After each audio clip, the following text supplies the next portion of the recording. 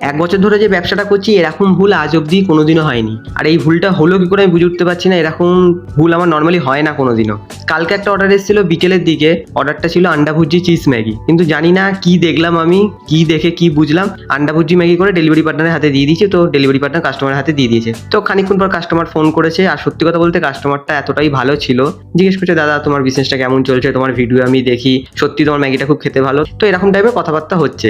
তো লাস্টে বললো কাস্টমার যে দাদা একটা কথা বলবো, কিছু মনে করো না। যে হ্যাঁ হ্যাঁ বলো, কোনো অসুবিধা নেই। বলে তোমার কাছে আমি আন্ডা ভুর্জি চিজ ম্যাগিটা অর্ডার করেছিলাম, হয়তো তুমি ভুলবশত আন্ডা ভুর্জি ম্যাগিটা পাঠিয়েছো। তখন আমার মাথায় হাত, সত্যিই তো কাস্টমার আন্ডা ভুর্জি চিজ ম্যাগি অর্ডার করেছিল, কিন্তু আমি আন্ডা ভুর্জি ম্যাগি পাঠিয়েছি। তো আমি আর কি করবো, কাস্টমারকে সরি বললাম। তো তার সাথে আমি বললাম এটাই আপনার ইউপিআই নাম্বার, আমি এখানে রিফান্ড করে দিচ্ছি বাদ বাকি টাকাটা। আর সত্যি কথা বলছি 10 টাকা বেশি লাগে আন্ডা ভুর্জি ম্যাগি থেকে আন্ডা ভুর্জি চিজ ম্যাগি করতে, কিন্তু 10 টাকা তো কাউকে রিটার্ন করা যায় না। তো আমি 50 টাকা রিটার্ন করবো ভেবেছিলাম, কিন্তু কাস্টমার বললো না না দাদা মানুষ মাত্রই ভুল হয়, কোনো অসুবিধা নেই, পরের বার অর্ডার করলে ঠিকঠাক করে দিও, ব্যাস তাহলেই হবে। আর এই বলি কাস্টমার ফোনটা রাখলো। তো কি আর করা যাবে, মানুষ মাত্রই ভুল হয়। আর আপনারা যারা অর্ডার করতে চান তারা তো জানেনি, Zomato Swiggy magic pen available আছে, ফার্স্ট বাইট কেষ্টপুর রবীন্দ্র বলি লোকেশন। তা চলুন দেখা হবে পরের দিন নতুন কোনো ভিডিওর সাথে।